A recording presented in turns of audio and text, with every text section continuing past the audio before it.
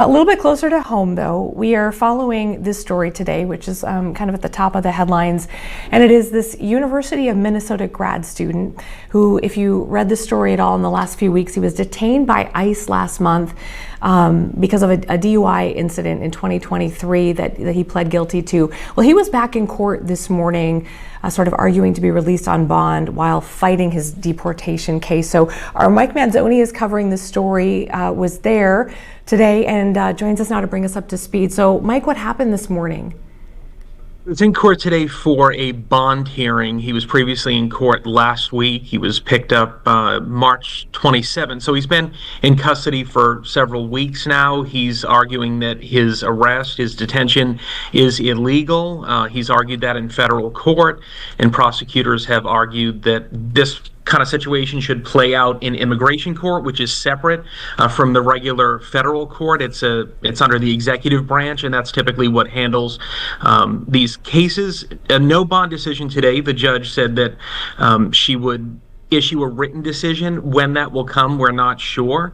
And it could be before or after his next hearing. He's going to be in court again next Tuesday, and that will be for a detention or removal hearing when they could decide kind of how they want to proceed on that front. The discussion today was really about this DUI arrest back in 2023.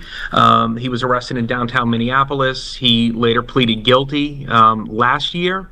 And the government is saying that constitutes removal from the United States. He's on a student visa here, or was on a student visa here from Turkey, a graduate student in the business school at the U of M. And they're saying that this constitutes potential removal, and that he could be removed from the United States because of that conviction.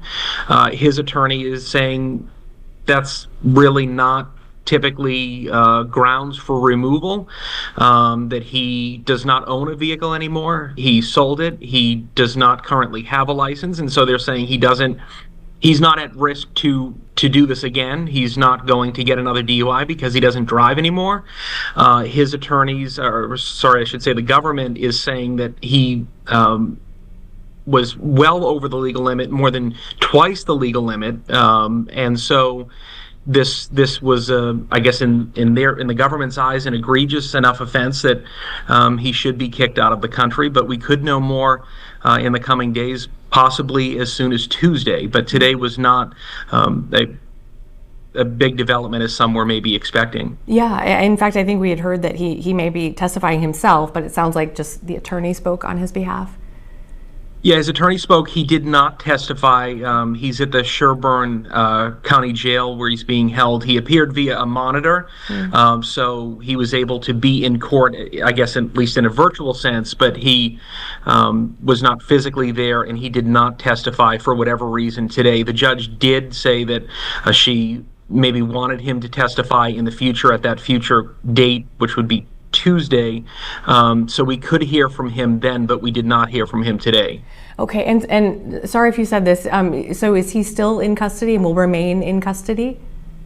He's in custody now in Sherburne County and will remain there at least until Tuesday, and then we should know more at that point. Okay, sounds good. All right, thanks for the very latest on that. We'll look for your reports coming up a little bit later tonight, especially at 5 o'clock. That'll be the first one. Thanks, Mike. Appreciate it.